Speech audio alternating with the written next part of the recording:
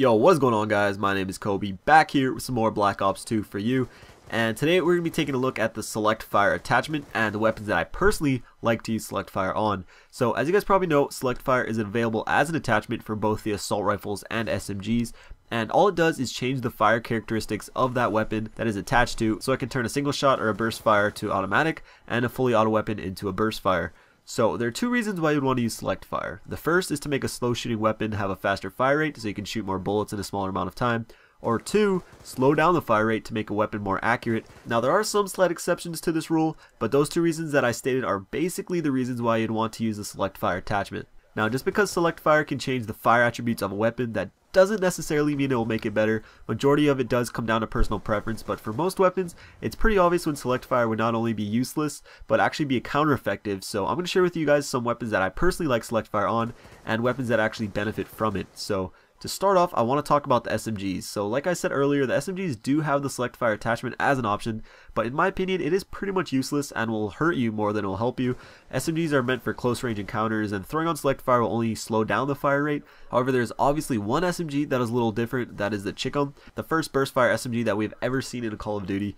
And this gun wouldn't be a bad choice to use Select Fire on, but I don't think you really need it. The Chicom shoots pretty fast without it already, but again, it wouldn't be a terrible choice. But the assault rifles is where the Select Fire actually becomes a worthy attachment of using. There are two weapons that I find that work really well with Select Fire, and those are the ones I'm going to be quickly going over with you. But before I start, I want to make it clear that just because I say something can be effective doesn't necessarily mean you're going to like using it, or even that I personally use it. Select Fire is a completely personal preference attachment, but what I'm going to be doing is sharing some weapons that can become more effective in certain ways by using the Select Fire attachment, so I just hope that's clear. Now the first gun I want to talk about is the AN-94. This gun actually is turning into one of my favorite assault rifles to use. I know a lot of people like this gun already, and for a good reason. It is really strong and has a lot of stopping power, and is just a beast in medium range gunfights. Now as good as this gun is, there is one thing that can get you killed when you are in a face-to-face one-on-one gunfight, and that's its rate of fire. And that's where Select Fire comes in. So usually Select Fire would make an automatic weapon go burst fire, then making it shoot slower. But with the AN-94, as I'm sure many of you know, the first two bullets actually fire faster than the ones that precede them. Now with Select Fire on, with every squeeze of the trigger, it fires those two bullets. Now typically that would slow down the fire rate because it's still shooting two bullets at a time. However, with the AN-94, there is no burst delay, meaning if you are constantly pulling that trigger, unleashing two bullets over and over again, depending on your trigger finger, you can actually fire the weapon faster than if you're just shooting it automatically without Select Fire. Not only that, but because it is shooting in burst, the recoil is way lower than without it, even if you're shooting the weapon at the exact same speed. Now, some of the negatives: if you don't have a trigger finger, this obviously isn't the best attachment for you. Also, if you don't maybe have the best shot, having to pull the trigger constantly and aim at a target is definitely more difficult than just holding down the trigger and aiming. So that can become a problem too, but if neither of those negatives apply to you, then Select Fire could help you a lot in certain situations. Now the second weapon that works really well with Select Fire, and what I think is probably the best gun in the game to use Select Fire on, is the SWAT 5.56. Now like the AN-94, this weapon is really strong, and after the first patch I believe this weapon's minimum damage was buffed enough to make it at the most a 4-shot kill at any range, which is obviously really good.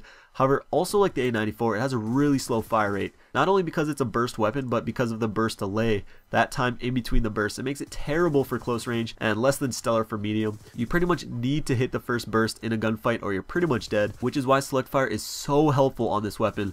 With Select Fire, the fire rate goes up to something comparable to like the MTAR or the M27. However, like I said, those bullets are really strong. So with Select Fire, the SWAT probably turns into one of the most effective medium range guns in the game.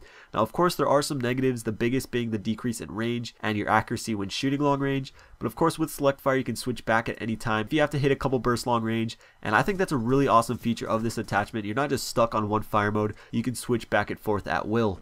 So what do you guys think about this attachment in general? Do you guys use it? Would you use it? And if you do, what weapons do you like to use it on and why? I'd love to hear what you guys think.